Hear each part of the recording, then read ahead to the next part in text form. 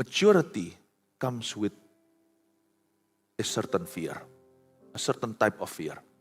Kedewasaan iman itu datang dengan satu tipe rasa takut. Takut jauh sama Tuhan. Sehingga rasa takut yang lain itu tidak seberapa akibatnya. Solusi takut adalah gantikan dengan rasa takut yang lain. Banyak orang kira, oh solusi takut adalah dengan berani. Orang nekat itu orang tidak mikir. Orang kayak gitu nanti takut belakangan. No. Solusi takut yang duniawi, gantikan dengan takut yang rohani. Saya yakin Anda tidak akan takut lagi.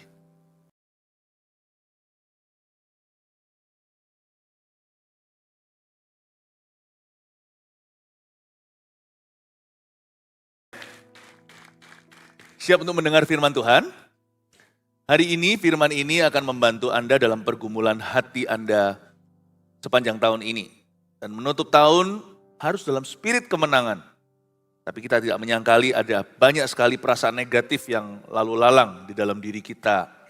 Saya harap pengajaran 5 kali hari ini akan menguatkan Anda. Saya beri judul, menutup tahun ini, mengakhiri tahun dalam kemenangan, ada 5 topik ibadahnya.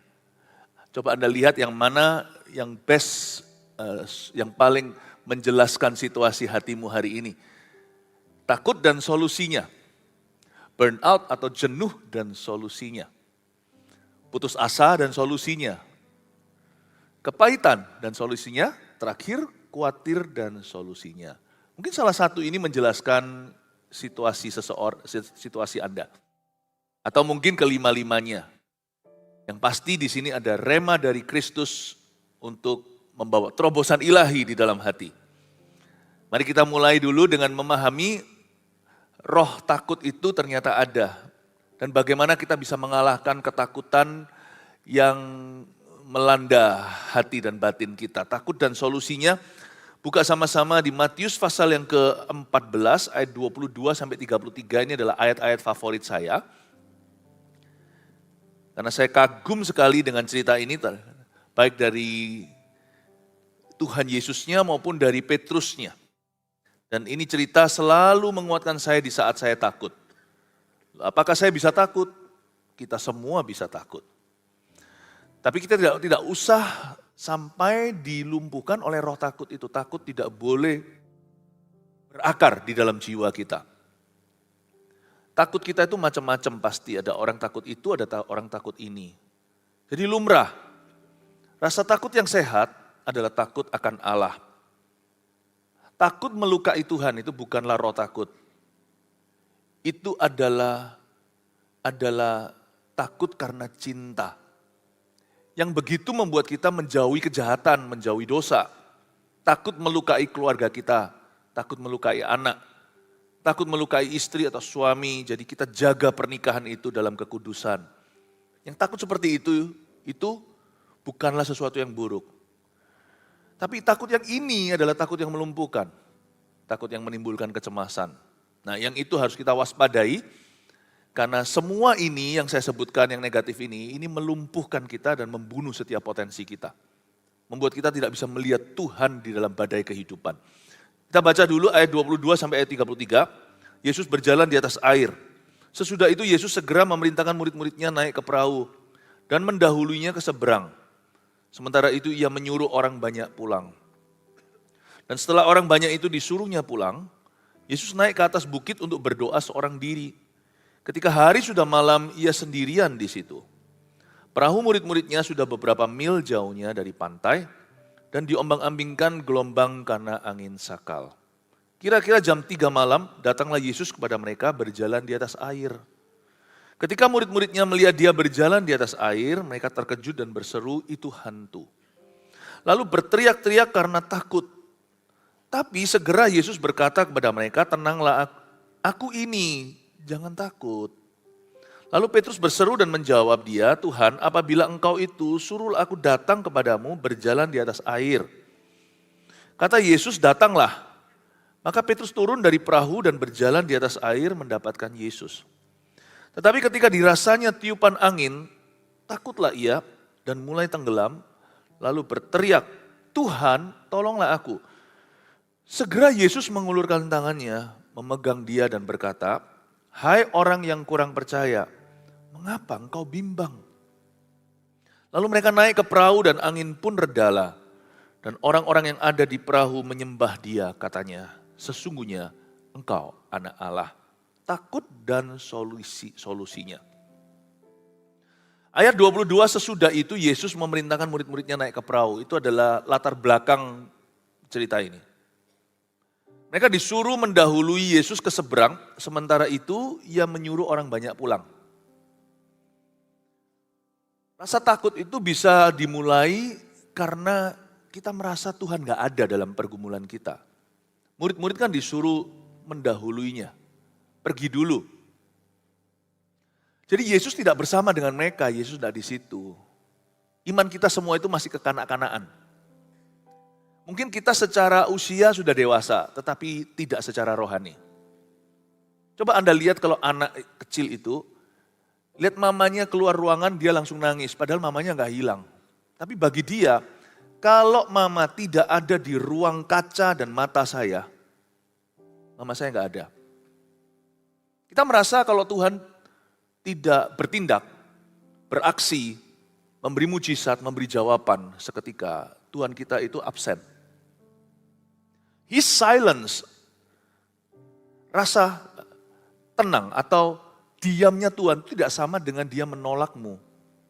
Kalau Tuhan masih diam, bukan berarti Tuhan tidak pedulikan.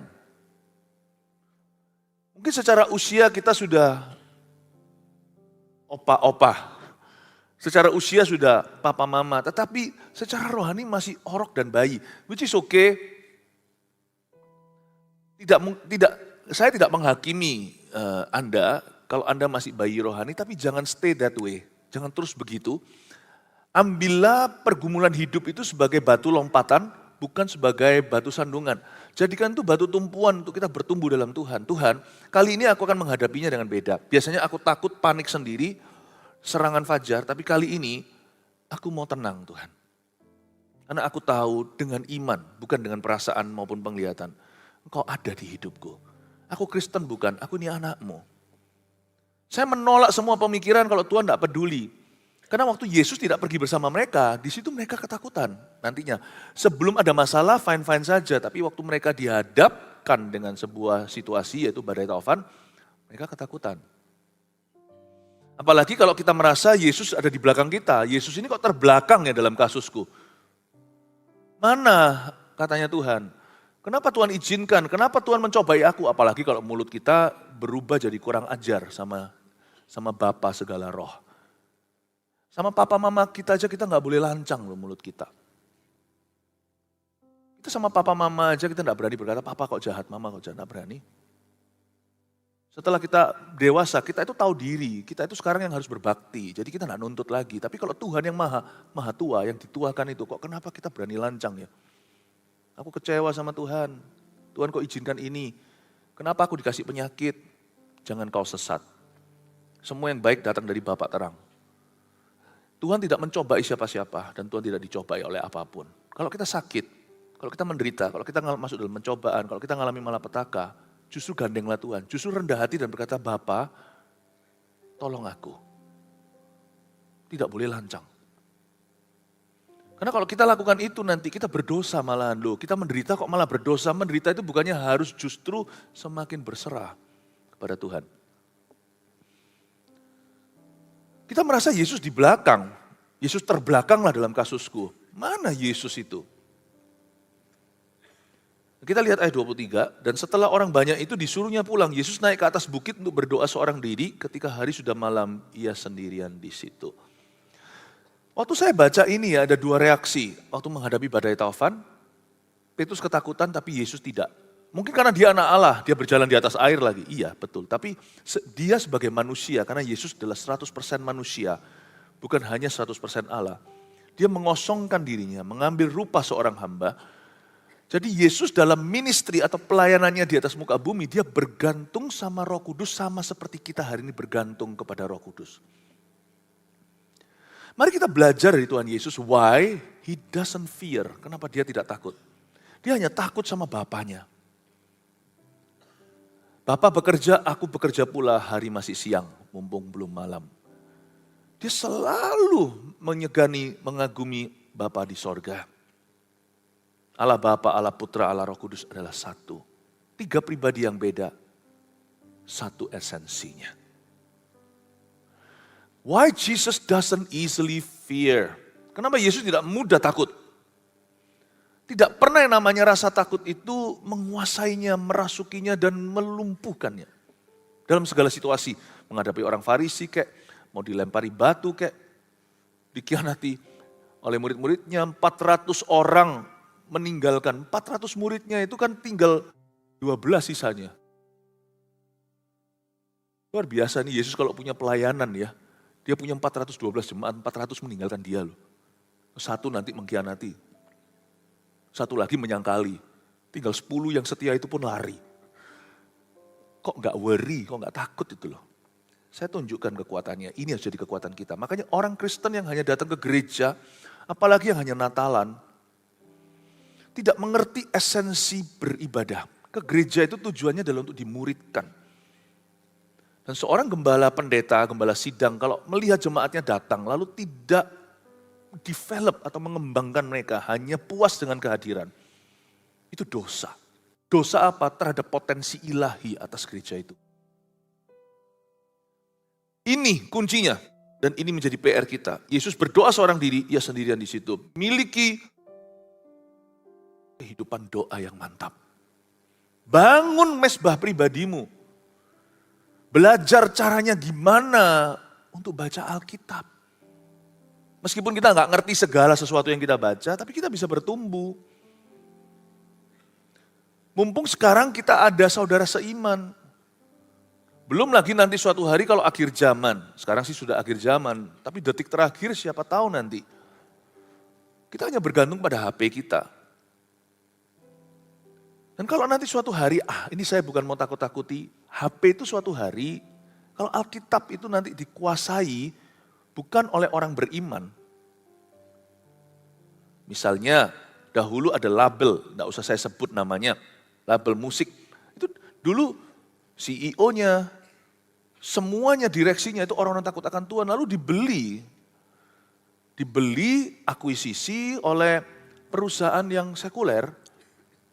Gimana kalau lirik-liriknya diganti?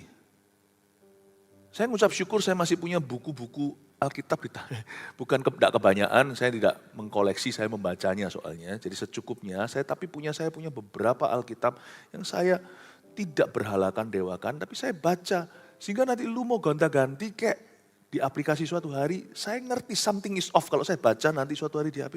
Ini kok nggak tepat ya? Saya bertumbuh dalam pengenalan dan pengetahuan yang benar akan firman dalam gereja. Mumpung masih ada guru, mumpung masih ada gembala. Belajar gimana berdoa. Aku belum terima bahasa roh. Jangan anti karena itu ada di Alkitab. Kalau Anda berada di gereja yang percaya karunia-karunia Allah, Roh Kudus itu ada, mintalah. 1 Korintus 14, inginkan karunia-karunia itu. Karena itu membangun kehidupan doamu. Masih ada orang yang mengingatkan, ayo berdoa, jangan selalu jadi pasien. Ada waktunya ketika kita dewasa rohani, kita yang mengingatkan rekan kita. Ayo jangan lupa ya, jangan bolong-bolong saat teduh. Bangun kehidupan doamu Bapak Ibu. Bangun kehidupan rohanimu. Supaya apa? Supaya otot kita kuat. Bukan lemak kita bertambah, tapi protein rohani. Sehingga suatu hari ketika badai menerpa, hidup kita itu sudah ada fondasinya, yaitu batu karang yang teguh. Kalau enggak, kita bangun segala sesuatu, rumah tangga kita, termasuk pernikahan kita, karir kita dibangun di atas dasar pasir. Apapun melanda, banjir tiba, roboh semua, karena tidak berakar. Apapun yang kau bangun semuanya akan tersapu bersih oleh air bah. Karena tidak ada akarnya. Berakarlah dalam Kristus. Mumpung ada gereja yang benar, berakarlah. Selalu menjadi misi kami. Gereja itu bukan hanya memberi makan orang lapar. Itu harus dilakukan. Gereja itu terutama memberi makan rohani karena itu membangun mentalitas orang. Bukan mentality secara positive thinking only, tetapi membangun kehidupan rohani. Membangun hubungan orang itu yang kekal dengan Tuhan. Yang akan mempengaruhi keputusan orang itu, langkah-langkah hidupnya. Gereja itu tanggung jawabnya besar. Jemaat harus segera meresponi hal-hal seperti ini. Aku mau bertumbuh. Aku mau belajar berdoa. Aku mau bisa berdoa. Bolehlah minta bantu AI dan segalanya untuk doa Anda. Tapi jangan suruh mereka yang berdoa. Saya juga nggak tahu itu siapa yang pegang AI pada ujungnya, pada pangkalnya. Anda sendiri harus bisa berdoa, dibantu nggak apa-apa. Ya, hari ini semua teknologi itu jadikan mereka pembantumu, jangan jadikan mereka pemimpinmu. Pewahyuan itu harus datang straight ke hatimu dari Tuhan. Pengenalan akan Allah. Berdoa itu tidak harus fasili dapat. Learn how to pray. Belajar untuk berdoa bagi dirimu sendiri. Belajar berdoa untuk orang lain. Nggak usah jauh-jauh misi seluruh dunia. Doain dulu family. Doain dulu temanmu. Belajar doa untuk mereka yang masih terhilang, yang kau kenal di sebelah kiri kananmu. Doa itu powerful, doa itu senjata rohani. Senjata rohani terhadap apa? Terutama terhadap fear, the spirit of fear, terhadap roh ketakutan. Karena orang yang berdoa, punya akses ke Tuhan.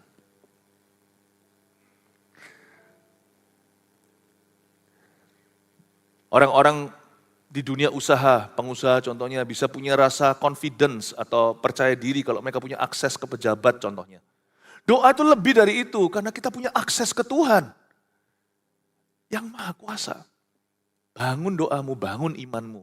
Manusia roh, manusia imanmu. Ini yang membuat Yesus tidak mudah takut. Ada satu insiden di mana Yesus nampak takut. Itu di Getsemani. Dan itu pun takutnya bukan karena paku, bukan karena orang Roma yang akan menyalibkan dia, bukan Yudas yang mengkhianati nanti, Petrus yang menyangkali. Takutnya bukan karena penderitaan jasmani. Dia Bapak boleh kacauan ini lalu daripadaku, yang dia paling takutkan adalah berpisah dengan Allah Bapa.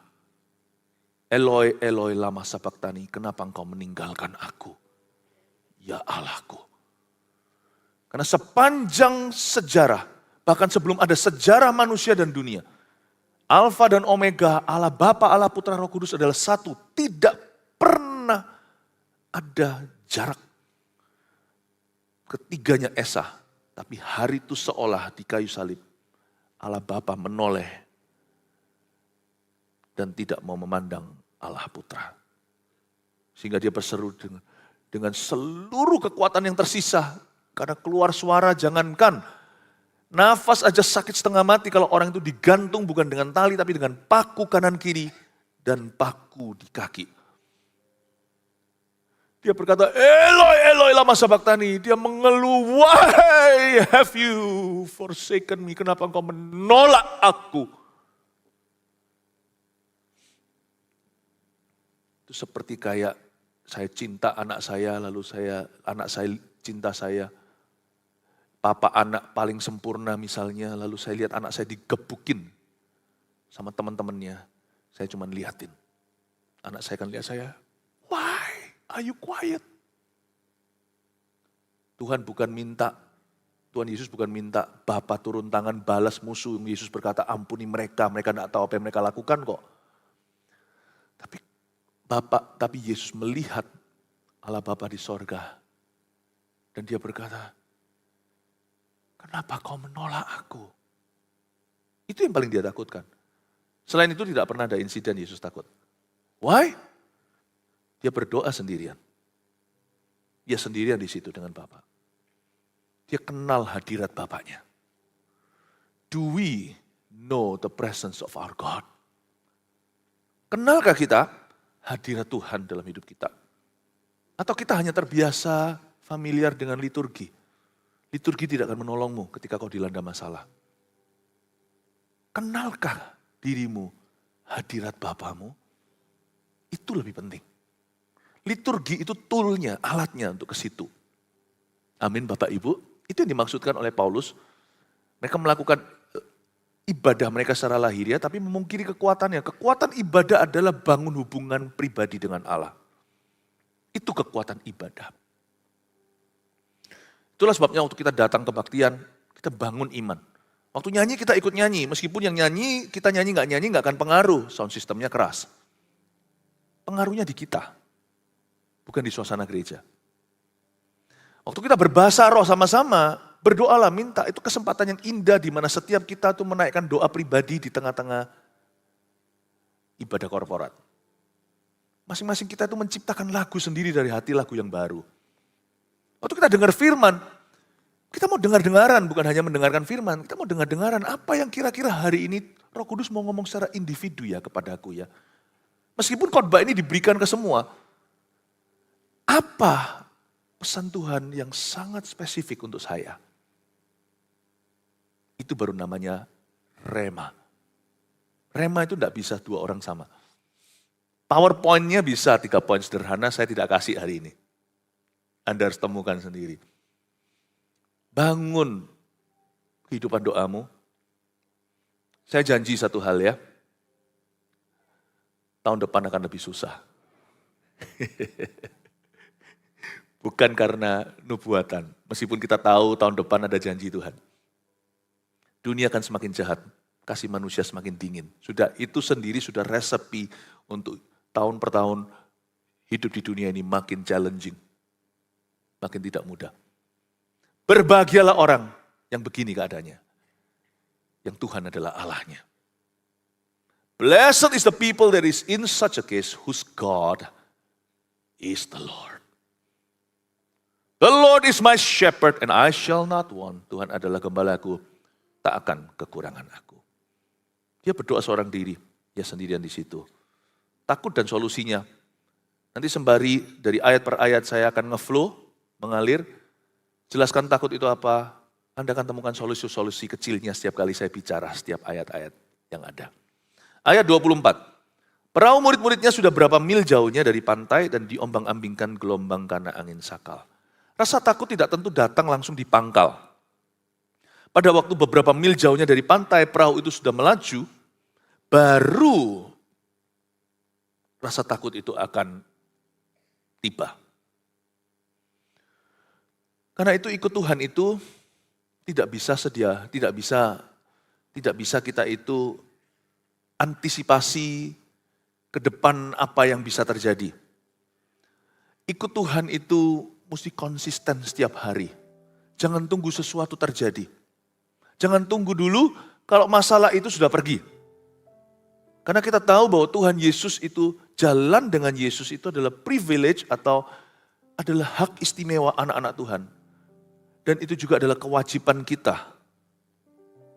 Setelah berapa mil jauhnya dari pantai, mulai gelombang datang karena angin sakal. Beberapa orang pada waktu dia umur 20 dia berapi-api untuk Tuhan. Tapi waktu dia umur 40 sekian dia mengalami midlife crisis atau mengalami krisis paruh baya. Hatinya mulai berkecamuk, mulai diaduk-aduk. Yang dia tidak ready mungkin waktu dia umur 20-an. Ada orang yang sangat-sangat siap. Sampai umur 50, 60 oke, tapi ketika menginjak 70 dan sekian dia tidak siap untuk masa tua. Ketika segala sesuatu menjadi lamban. Kita nggak pernah tahu angin sakal kita akan tiba di usia berapa. Tapi saya tahu satu hal. Asal ada Yesus di perahuku, ini klasik ya mungkin bahasanya ya. Tapi itu benar.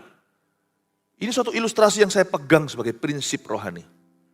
I'm not afraid untuk mengalami musim apapun dalam hidup ini. Musim kemarau kayak musim kering, paceklik ekonomi, musim kelimpahan seperti di Mesir 7 tahun, lalu musim kelaparan 7 tahun berikutnya. Musim enak, musim susah, musim berkabung, musim terima anugerah. Ada anak dilahirkan dalam keluarga kami, lalu nanti ada yang mati. Musim apapun juga, saya tidak bisa kontrol, tidak bisa kendalikan. Tapi satu hal yang akan menjadi pegangan saya, I want Jesus every season of my life. Aku mau Yesus dalam kehidupan saya. berapa mil pun jauhnya dari pantai. Saya percaya pada hari itu, apapun boleh terjadi, I will be ready. Saya akan siap. Saya tidak membiasakan diri berpikiran negatif.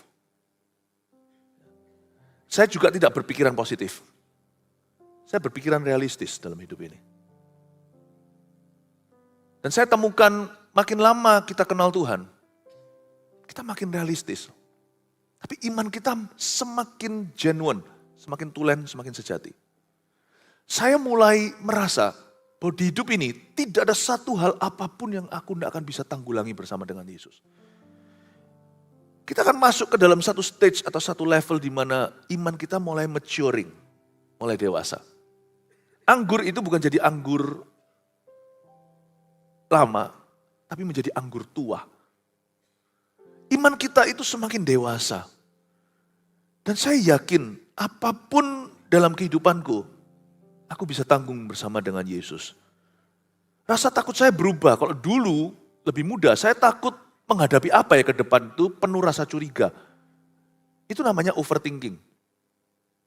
Sekarang semakin dewasa rohani atau kita juga semakin tua secara usia, kita melihat ke depan itu kita tidak bisa tebak realita. Waktu kita masih muda itu kita menjadi orang yang idealis. Makin tua kita akan menjadi semakin realistis. Tetapi orang yang tanpa iman, imannya tidak bertumbuh untuk bisa mengimbangi usianya yang bertambah. Memang orangnya jadi lebih realistis, tapi semakin ateis.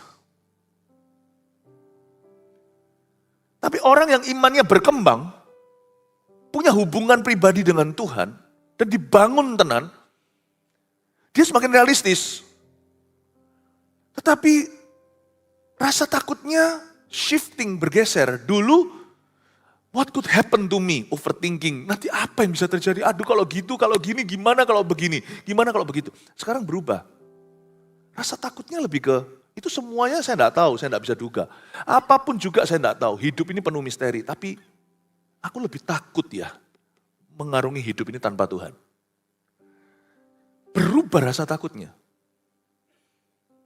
Aku takut ditinggal Yesus. Aku takut hidup tanpa Tuhan. Sehingga rasa takut saya akan hal-hal lain dalam hidup ini yang tidak bisa kita antisipasi, nggak bisa kita duga itu jadi menciut, mengecil. Rasa takut ditinggal Tuhan itu lebih gede. Peganglah tanganku Roh Kudus, lagu-lagu itu. Sudah saya nggak mau nyanyi lagi, nanti jadul, nanti. Lagu-lagu apa itu? Lagu baru. Anak-anak muda berkata, saya nggak pernah dengar itu lagu lama sebelum mereka dilahirkan. Ku tak berani jalan sendiri karena tanpa rohmu Tuhan. Bapak, Ibu, Saudara,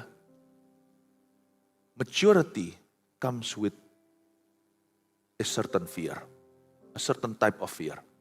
Kedewasaan iman itu datang dengan satu tipe rasa takut. Takut jauh sama Tuhan. Sehingga rasa takut yang lain itu tidak seberapa akibatnya. Solusi takut adalah gantikan dengan rasa takut yang lain. Banyak orang kira, oh solusi takut adalah dengan berani. Orang nekat itu orang tidak mikir. Orang kayak gitu nanti takut belakangan. No. Solusi takut yang duniawi, gantikan dengan takut yang rohani. Saya yakin Anda tidak akan takut lagi.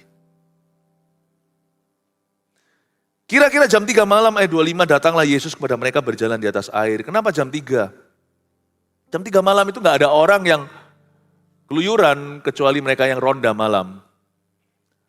Jam 3 itu adalah masa yang sunyi. Kenapa tadi Tuhan Yesus selesai bubarkan masa? Ini kan cerita sebelumnya itu kan memberi makan 5.000 orang dengan 5 roti 2 ikan.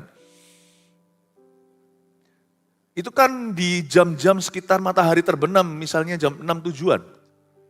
Taruhlah jam 7. Kenapa Tuhan nggak munculnya jam 9? Kenapa Tuhan nggak munculnya jam 12? Kenapa jam 3? Nggak tahu. Semua indah pada waktunya. Kita nggak usah takut menghadapi apapun juga. Karena apa? Karena Tuhan yang tahu waktunya. Kalau kita belum keluar dari masalah hidup kita yang sekarang ini, berarti waktunya belum tiba. Kalau sudah kan sudah keluar. Yang penting Kita jangan keluar dari rencananya, kita jangan keluar dari hadirat Allah. Nah, kalau aku setia sama Tuhan masih belum keluar dari masalah, aku hari ini masih berada dalam hadirat Allah. Aku masih taat sama Yesus, tapi kok tetap masih dirudung masalah yang sama. Ya berarti belum waktunya. Belum waktunya. Kecuali kalau saya keluar dari hadirat Tuhan, saya memilih untuk berdosa, saya meninggalkan Tuhan, kepahitan, kecewa dengan kehidupan, jangan-jangan kemarin mestinya waktu Tuhan telah jatuh tempo untuk saya keluar dari masalah itu, tapi sekarang saya tidak keluar karena saya dalam masalah baru, yaitu berdosa kepada Tuhan. Untuk tahu time-nya Tuhan, kita nggak tahu. Kita ukur aja timing kita. Aku mau berada selalu di jalurnya. Kalau saya sudah di jalur saya tetap belum keluar dari masalah. Berarti ya belum waktu Tuhan, belum jam 3. Kalau saya sudah rasa nggak tahan kata orang Hokian. Rasa nggak mampu aku menanggung ini. Selama aku masih hadapi masalah ini berarti aku masih mampu. Aku masih mampu. Kalau saya masih bisa hidup dalam masalah ini, berarti saya masih bisa. Karena Tuhan berjanji kita tidak akan dicobai melebihi kekuatan kita. Kalau kita masih dicobai, berarti itu masih dalam kekuatan kita. Paham maksudnya Bapak Ibu Saudara? Jadi jangan komplain. Saya beritahu bahwa, saya ingin ayat ini memberitahu kita bahwa waktu Tuhan bukan waktu kita. Kalau saya tidak tahu harus berbuat apa lagi, saya akan belajar untuk memuji dan menyembahnya. Kalau doa saya sudah notok, tidak bisa lagi tembus apa-apa, saya akan berkata, Lord, you are still good. Ketika semua logika saya sudah tidak bisa main lagi, saya tidak tahu mau mikir gimana lagi, saya akan berkata, God, you are still good. Kau tetap baik. Karena bagi saya memuji menyembah jauh lebih berguna daripada mengeluh dan menggerutu. Sederhana, ku lemparkan semua masalahku kepadamu. Ketika aku tidak tahu what to do, apa yang harus kulakukan, aku serahkan bebanku kepada Tuhan. Jam 3 aku belum tiba, makanya saya masih ada dalam masalah ini. Saya masih punya masalah-masalah hidup loh hari ini yang baik itu masalah-masalah pribadi maupun masalah organisasi masih ada. Munafik saya kalau saya berkata saya happy di dalamnya. Tapi saya belajar untuk menikmati prosesnya dengan Tuhan. Saya cuma menoleh dan lihat, apakah saya masih bersama dengan Tuhan enggak? Kalau saya masih bersama dengan Tuhan, Tuhan masih bersama dengan saya. Bahkan kalau saya tidak bersama dengan Tuhan pun, Tuhan pasti mengejar saya, kemanakah aku dapat pergi menjauhi rohmu Tuhan. Tapi saya tidak usah khawatir diri saya sendiri mengulur waktu. Kalau ini waktu masih terulur, itu dari sisi Tuhan. Dan saya tidak berani tuduh beliau, dia mengulur-ulurnya. Atau dia lamban, karena Tuhan punya waktu, bukan waktu kita. Jadi kalau saya mau tahu apakah saya masih berada dalam waktu ilahi, lihat diri sendiri. Am I still faithful? Bukan berarti kita tanpa salah, tanpa dosa, bukan. Tapi apakah ada nurani berdosa enggak di dalam hati kita? Apakah kita menyembunyikan sesuatu, sengaja memberontak kepada titahnya? Kalau enggak, aku meskipun tidak sempurna, banyak kesalahan, tapi I've tried to live before Him. Aku sudah berusaha untuk hidup di hadapannya. Saya tenang, tahu. Kalau masih berada dalam masalah hidup saya tidak takut. Karena Tuhan pegang kendali dalam hidup saya. Jawaban saya terbaik adalah begini. Masih belum jam 3. Jam 3 aku belum tiba. Tuhan memandang saya masih kuat di dalamnya. Dan Tuhan masih berurusan dengan saya. Saya belajar menikmati prosesnya. Daripada takut, mendingan saya memuji dan menyembahnya. Kita lihat lanjutkan ayat 26. Ketika murid-muridnya melihat dia berjalan di atas air, mereka terkejut dan berseru, itu hantu, lalu berteriak-teriak karena takut. Disinilah bahayanya rasa takut yang berlebihan atau panik sendiri. Takut itu ternyata membutakan iman.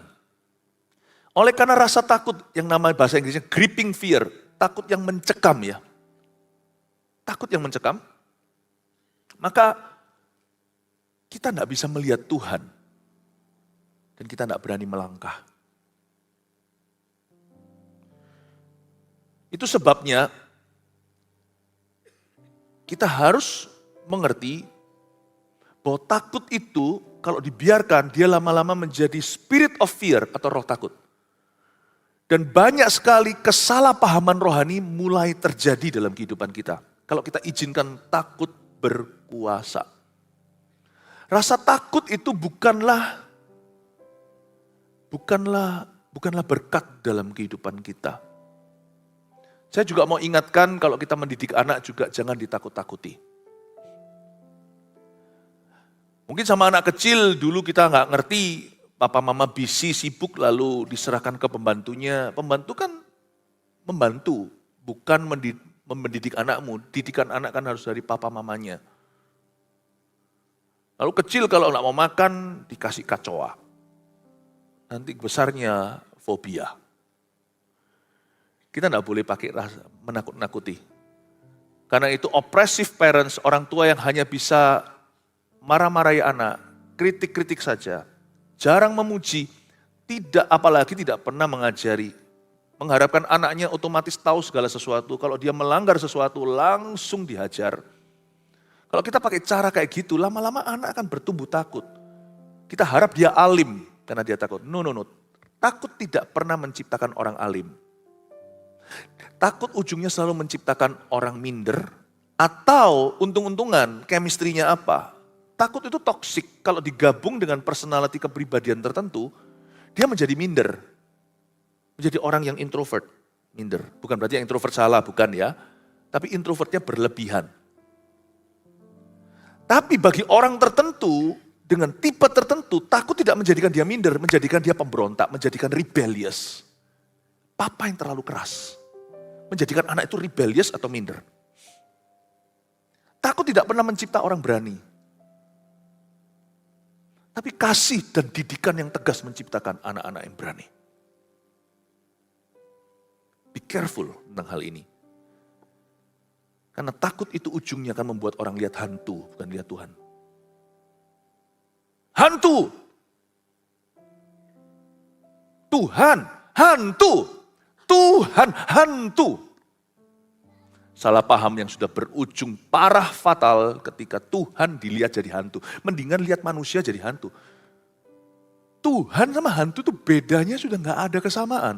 Kalau manusia masih ada samanya. Manusia itu kan jahat. Kalau dikira hantu ya lumrah lah. Tuhan, come on lah.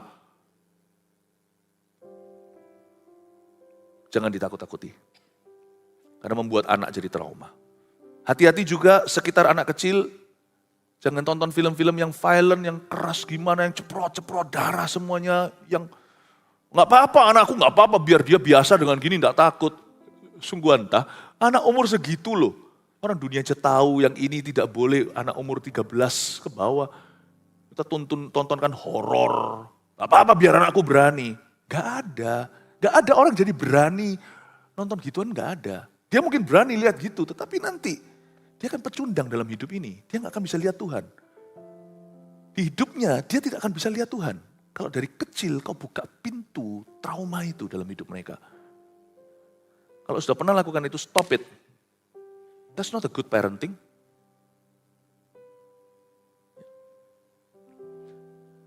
Jadi itu hantu. Ini saya anggap serius kalimatnya. Lalu berteriak-teriak karena takut. Tetapi segera Yesus berkata kepada mereka, kalimat Yesus ini penuh dengan hikmat. Coba kita baca dari kata tenanglah sampai jangan takut. 2, 3, tenanglah, aku ini, jangan takut. Kata tenang di situ bukan damai sejahtera. Kata tenang di sana itu artinya be composed. Kendalikan dirimu. Susah kalau kita itu mau bicara sama orang yang bicara terus. Susah kita itu kasih iman kepada orang yang tidak mau duduk tenang untuk mendengarkan. Karena iman itu timbul dari pendengaran. Ya, kalau kita masih kalap sendiri, percuma. Makanya itu, kalau orang lagi dirudung takut, mendingan duduk di gereja. Takut itu bukan terus dilampiaskan ke alkohol atau ke pesta pora, karena di situ bising. Anda tidak akan bisa tenang. Iman itu ditemukan di tempat tenang itu bukan berarti ke gereja juga nggak tenang kan. Kita juga nyanyi-nyanyi, memuji-muji Tuhan, tapi tenang dalam arti kita duduk diam di kaki Tuhan. Be composed, be self-controlled. Kendalikan dirimu. Kalau ada orang ketakutan segalanya gitu misalnya, takut anak jangan dimarahi. Orang tua langsung peluk dulu, misalnya anaknya ketakutan sama anjing, takut, dipeluk dulu, ditenangkan sampai dia sampai hisakan terakhir. Tenang dulu, oke, minum dulu ya nak, minum. Kalau dalam keadaan kasih minum, tumpah malah justru tersedak. Tenang itu tindakan jasmani. Jangan berkata yang penting hati. You need to calm down. Susah bicara. Misalnya kalau ada pengumuman, saya ajarkan skill yang sederhana. Itu enggak rohani sama sekali, enggak supranatural. Pengumuman dijalankan, semuanya rame gitu loh. Lalu pengumuman jalankan aja seperti mesin. Enggak, kalau memang jemaat belum konsentrasi beritahu, mari jemaat tenang dulu. Baru kita umumkan, baru masuk. Ada langkah fisik yang harus diambil untuk mengalahkan rasa takut. Gara-gara takutnya nggak bisa sembuh. Kenapa? Dia nggak bisa tidur udah berapa hari. Suruh tidur dulu. Elia nggak langsung dikuliahi. Dikasih roti bakar. Lalu dikasih air. Bubuk ya. Makan dulu mungkin. Ada tindakan untuk menenangkan. Minum air dulu, dilus-lus dulu. Tuhan berkata, tenanglah.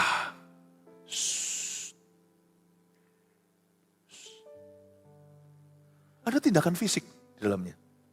Lalu Tuhan berkata, aku ini, look at me. Kalau kita mau benar-benar mengalahkan rasa takut di dalam diri kita yang menjadi overthinking, menjadi serangan kecemasan, panic attack, maka kita harus banyak merenungkan siapa Tuhan di hidup kita. Jangan renungkan apa yang dia bisa buat. Kecuali satu yang dia pernah perbuat, yaitu di Kalvari. Renungkan who he is. Itu membuat kita reda loh. Setiap kali saya renungkan siapa Tuhan. Tuhan adalah gembalaku. Coba lihat ya kalau kita baca Kejadian sampai Wahyu. Tuhan adalah perisaiku, gunung batuku. Tuhan adalah. Bukan Tuhan akan, tapi Tuhan adalah. Itu membuat Anda jadi reda. Lalu baru setelah itu emosinya mengikuti. Jangan takut. Perasaan itu di level 3 atau di langkah berikutnya. Perasaan itu menyusul. Solusi takut itu bukan rasa tenang dulu.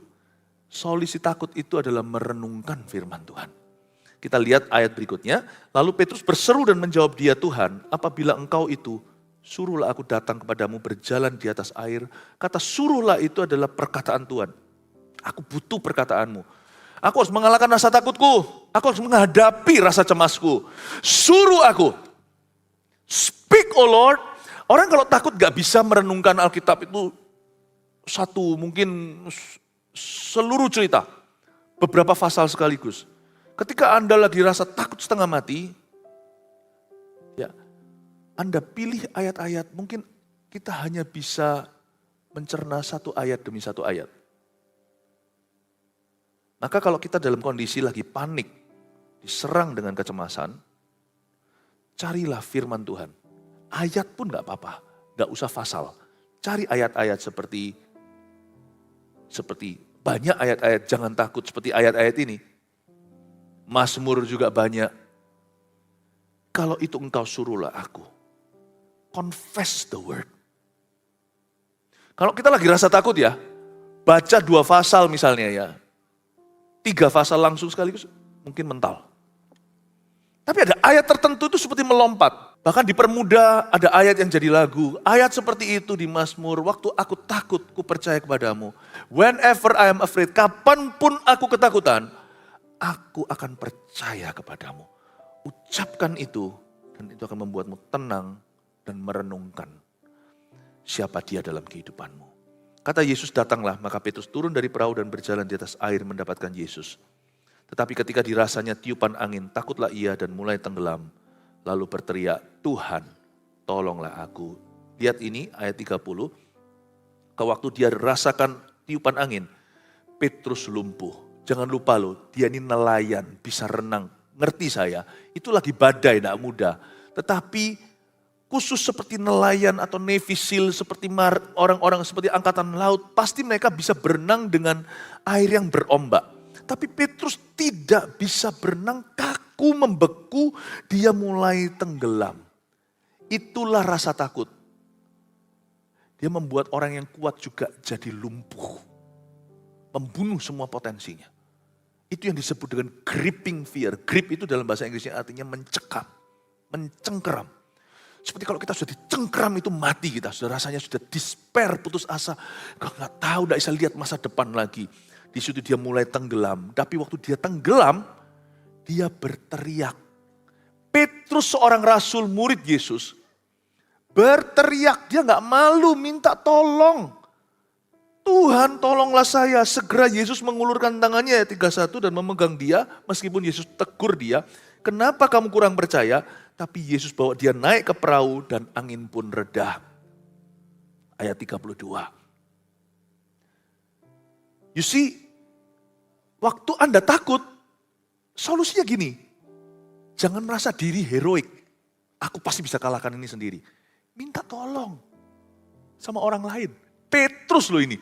Rasul yang nantinya bayang-bayangnya menyembuhkan. By this time, dia juga sudah murid Yesus yang disebut sebagai salah satu daripada rasul anak domba. Yet, tapi dia tetap mencari pertolongan di luar dirinya. Meskipun kali ini adalah Yesus, tapi patronnya bisa kita contoh. Berani minta tolong. Tidak perlu malu untuk mengakui, aku lagi takut. Aku takut ini terjadi, aku kena sakit, aku takut. Atau aku ngalami masalah ekonomi, aku takut bisa ngomong sama mentornya, spiritual leadernya, pemimpin rohaninya, kepada pasangannya. Kalau mereka sudah membangun kerohanian, puji Tuhan. Kalau belum, biasanya dalam kondisi seperti ini saling menjatuhkan. Udahlah kutuki aja itu Tuhanmu. Jangan sampai istrimu bilang begitu. Rasa takut ini jangan disimpan di hati. Seek help. Minta tolong. Sebab takut itu kalau kau teruskan, panik segalanya. Dia lama-lama bisa menjadi penyakit lain dalam hidupmu. Faktanya bahwa Yesus mengulurkan tangan, berarti Petrus mengulurkan tangan dulu.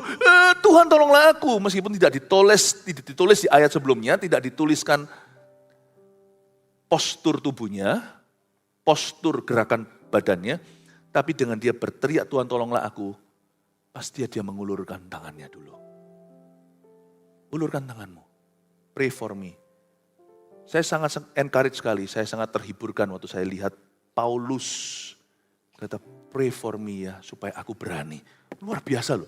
Dia enggak berkata dia ketakutan, tapi dia berkata, doakan aku supaya aku berani. Atau lebih berani. Supaya setiap kali aku membuka mulutku, berita Injil disampaikan dengan berani. Berarti Paulus juga pernah takut. Pernah sekali Tuhan beritahu dia di satu kota waktu dia dianiaya. Kamu jangan takut, di sini aku banyak pengikut. Lihat di kisah para rasul, berarti Rasul Paulus pun bisa takut. Tapi takutnya dia tahu what to do. Takut yang membuat dia jadi persiapan. Aku takut gagal ujian, aku belajar. Aku takut besok nyanyiannya sumbang, aku latihan. Takut itu selalu akan ada, tapi jangan sampai dia menjadi-jadi. Sehingga menjadi roh takut yang melumpuhkan. Do something about it, lakukan sesuatu, jangan kau simpan. Kalau takut itu hanya perasaan yang lewat, ya sudah gak apa-apa, gak usah di-entertain, gak usah dimanjakan. Tapi kalau takut itu linger, takut itu berakar, dan terus-menerus tiap hari Anda takut itu gak pernah pergi. Dan mungkin Anda perlu buka mulut dan berkata, hey, cari seseorang yang tepat, pray for me. Disitulah tujuannya CG, bukan? Kita saling mendukung. Lalu mereka naik ke perahu dan angin pun redalah. Terakhir, dan orang-orang yang ada di perahu itu menyembah dia. Katanya sesungguhnya engkau anak Allah. Di ayat 33 ini saya temukan suatu hikmat yang luar biasa. Worship eliminates fear. Penyembahan itu mengeliminasi rasa takut yang salah. Waktu kita menyembah, mereka menyembah Tuhan. Lalu redalah. Amin Bapak Ibu Saudara. Semoga Anda semuanya diberkati. Saya berdoa supaya akhir tahun ini kita semua mengalami kemenangan di dalam hati kita. Jangan takut lagi ya, tapi takutlah akan Tuhan. Dan saya percaya hari ini Tuhan kalau beritahu sama kita tenanglah, pasti Tuhan ngerti kenapa kita boleh tenang. Tenanglah, ada Tuhan dalam kehidupanmu. Kalau Tuhan bilang sama Anda hari ini tenanglah, Tuhan tidak akan memberimu PHP atau pengharapan palsu. Berarti Tuhan sudah ada di masa depanmu dan dia tahu Anda pasti akan menang atas situasi ini. Katakan kanan kirinya, tenanglah, Tuhan beserta. Haleluya. Ya, haleluya. Tuhan terima kasih untuk ibadah yang hidup. Makasih Engkau sudah memberitahukan kepada kami isi hatimu. Terima kasih juga Tuhan untuk keluarga rohani kami yang ada di gereja ini. Thank you untuk segala sesuatu. Kami kembalikan semua kemuliaan hanya bagi Tuhan. Mohon Tuhan sekali lagi di akhir ibadah ini mengucapkan berkat atas umat-Mu lewat mulut hamba-Mu. Diberkatilah keluar dan masuk-Mu, diberkatilah lumbung-Mu, diberkatilah pekerjaan-Mu dan profesi-Mu. Diberkatilah kerohanian-Mu berbuah lebat, dan diberkatilah pelayanan-Mu kepada Tuhan. Pulanglah membawa damai sejahtera, dan berkat ini akan mengalir dalam kehidupan-Mu dalam nama Allah Bapa Putra, Allah Roh Kudus, dalam nama Yesus. Haleluya. Amin. Selamat pagi.